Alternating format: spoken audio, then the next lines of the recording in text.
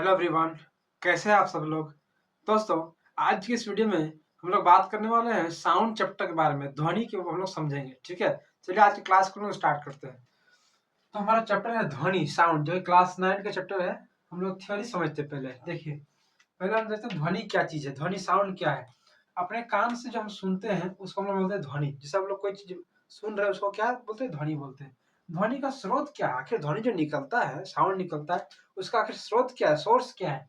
कंपन करती हुई वस्तुएं, मतलब जो वस्तु कंपन कर रही है उसी से साउंड निकलता है। जैसे जैसे हम लोग कुछ चीज बोल रहे थे, क्या था, हमारा कंठ जो है उसमें कंपन होता है। ठीक है, वहां से साउंड निकलता है। ये क्या है, ऊर्जा का एक रूप है। ध्वनि क्या है, ऊर्जा का एक रूप है, फॉर्म ऑफ एनर्जी है। ध्वनि के संचरण के लिए क्या चाहिए हमको, माध्यम की जरूरत है। माध्यम मतलब जो कैरी करके ले जाए एक जगह से दूसरी जगह तक, वो कैरी करके ले जाता है। ठीक है, ध्वनि सृजन के लिए क्या जरूरी है, माध्यम की आवश्यकता है। फिर देखिए, ध्वनि क्या है, एक अनुदैर्ध्य तरंग है, मतलब लॉन्गिट्यूडिनल वेव है। अनुदैर्ध्य तरंग किसको बोलते हैं, जिसमें compression, C for compression, R for rarefaction होगा, मतलब संपीड़न और विरलन होगा। ठीक है, ये संपीड़न है, ये विरलन है। संपीड़न में क्या होगा, देखिए यहाँ पे पार्टिकल्स बहुत सामने सामने हो जा रहा है। ठीक है, विरलन में क्या है, थोड़ा दूर दूर में है। फिर संपीड़न में क्या है, पार्टिकल बहुत सामने है। ठीक है दोस्तों, नेक्स्ट हमारा है तरंगदैर्ध्य। देखिए तरंगदैर्ध्य किसको बोलते हैं, मतलब वेवलेंथ। दो क्रमागत संपीड़नों अथवा दो क्रमागत विरलनों के बीच की दूरी। मतलब देखिए, एक संपीड़न तो हमारा यहाँ पे है, अगला संपीड़न यहाँ है, तो इन दोनों के बीच जो दूरी होगा इसको तरंगदैर्ध्य, लेमडा से डिनोट किसको बोलते हैं, लेमडा। या फिर दो क्रमागत विरलन, जैसे एक विरलन यहाँ है हमारा और एक विरलन यहाँ है, दूरी को बोलते हैं हम लोग क्या बोलते हैं, इसे लेमडा, इसको लेमडा बोलते हैं, तरंगदैर्ध्य। ठीक है, मतलब वेवलेंथ। इसका मात्रा क्या, ये देखिए दूरी है, दूरी की मात्रा क्या होता है, मीटर, इसलिए इसका मात्रा क्या होगा दोस्तों, मीटर होगा। नेक्स्ट हमारा टॉपिक क्या, आवृत्ति। देखिए फ्रीक्वेंसी क्या है, फ्रीक्वेंसी किसको बोलते हैं, इकाई समय में दोलनों की कुल संख्या को बोलते हैं फ्रीक्वेंसी। देखिए तरंग आप यहाँ से देख सकते हैं, जैसे कि ये वेव है, तरंग है।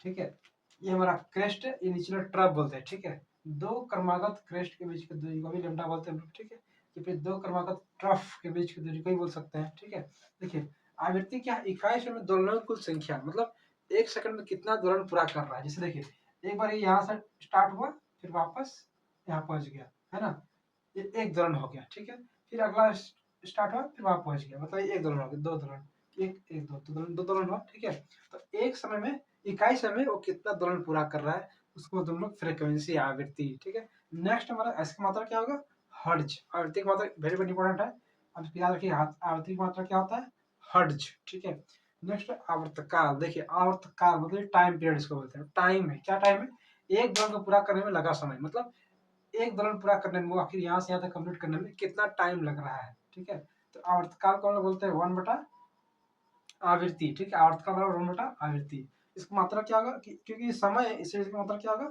सेकेंड। ठीक है, तो नेक्स्ट हम लोग का है तारत्व। देखिए ये कौन सा गुण, ध्वनि का तारत्व मतलब पिच।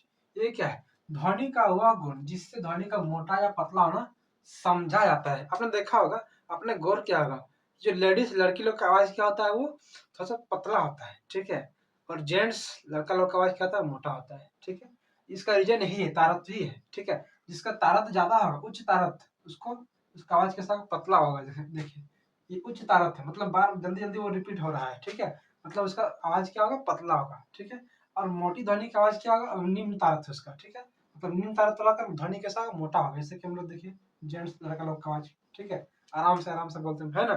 ठीक है दोस्तों, तो तारत किस पे डिपेंड कर रहा है, आवृत्ति पर, फ्रिक्वेंसी पे, मतलब कितना जल्दी वो कंप्लीट कर ले रहा है उसी को बोलते हैं फ्रीक्वेंसी।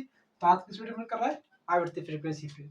नेक्स्ट हमारा है प्रबलता, मतलब लाउडनेस। ये क्या है, ध्वनि का वह गुण जिससे उस कारण या कान को धीमी या तेज सुनाई देता है। ठीक है, कोई क्या होता है कि दूर तक सुनाई दे रहा है, ठीक है, वो आवाज जोर से, आवाज दूर तक सुनाई दे रहा है। ठीक है, कोई का आवाज क्या है, बहुत धीमा सुनाई देता है, मतलब वो उसका प्रबलता उसी को बोलते हैं, कि जो ज्यादा देर तक सुनाई दे रहा है, मान लीजिए दूर तक सुनाई दे रहा है, ठीक है, जोर से सुनाई दे रहा है, उसका प्रबलता ज्यादा है। जैसे कि ये देखिए, इसका आयाम, आयाम इसको बोलते हैं, मतलब मीडियन मिड मिड पॉइंट से उसका फाइनल डिस्टेंस कितना हो रहा है, ठीक है, हाइट कितना जा रहा है, उसको आयाम बोलते हैं, एम्पलीट्यूड ए बोलते हैं। ठीक है दोस्तों, देखिए इसका ज्यादा है, तो इसको क्या बोलेंगे, इसका इसका प्रबलता ज्यादा है। देखिए सेकंड फिगर यहाँ नीचे देखिए, छोटा फिगर में इसका क्या है, छोटा छोटा है, तो इसको बोलेंगे इसका प्रबलता कम है।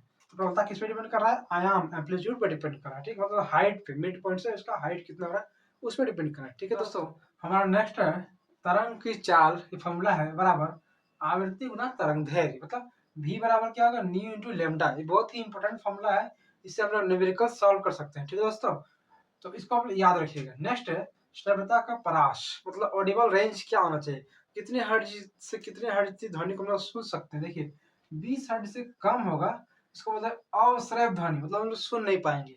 20 हर्ट्ज से 20,000 हर्ट्ज, यही हम लोग का क्या है, श्रव्य ध्वनि है। ऑडिबल रेंज यही है 20 हर्ट्ज से 20,000 हर्ट्ज। ऑब्जेक्टिव क्वेश्चन में आता है। ठीक है दोस्तों, नेक्स्ट 20,000 हर्ट्ज से अधिक, इसको बोलते हैं पराश्रव्य ध्वनि। ठीक है, नेक्स्ट हमारा लास्ट टॉपिक है ध्वनि का परावर्तन। देखिए रिफ्लेक्शन ऑफ साउंड, जिस तरह हम लाइट का प्रकाश का परावर्तन होता है, उससे ध्वनि का भी परावर्तन होता है। देखिए क्या बोला, किसी अवरोधक से टकरा कर, मतलब कोई मान लीजिए बड़ा सा दीवार है, हम लोग कोई साउंड जनरेट कर रहे हैं, बोल रहे कुछ, दीवार से टकरा कर वापस आ रहा है, तो ध्वनि का वापस आना, इसको बोलते हैं हम लोग क्या, ध्वनि का परावर्तन। जैसे कि आपने देखा होगा, गौर किया होगा, स्टेथोस्कोप जो डॉक्टर जो चेक करते हैं हम लोग को चेक करने के लिए लगाता है डॉक्टर स्टेथोस्कोप, उसमें क्या होता है, देखिए एक साउंड जो है क्या होता है, रिफ्लेक्ट होता है। ठीक है, एक जगह से दूसरी जगह पे रिफ्लेक्ट होता है, तो वो क्या होता है, हमारे डॉक्टर का जो कान में लगाते हैं वो आला, उसमें वो पहुंचता है। ठीक है, और उसको मतलब सुनाई देता है। ठीक है, साउंड का इस तरह जैसे लाइट रिफ्लेक्शन होता है, उस तरह साउंड का भी रिफ्लेक्शन होता है। ठीक है दोस्तों, तो देखिए दोस्तों, इस तरह हम लोगों ने चैप्टर को फिनिश किया, थ्योरी क्लास को सारा समझा, कंसेप्ट को सारा समझा, और इसके नेक्स्ट क्लास में हम लोग इससे संबंधित न्यूमेरिकल्स को सॉल्व करेंगे। क्लास कैसा लगा, वीडियो को कैसा लगा, कमेंट में आप जरूर बताइए। चैनल को लाइक कीजिए, सब्सक्राइब कीजिए, दोस्तों के साथ शेयर कीजिए। ठीक है दोस्तों, जय हिंद।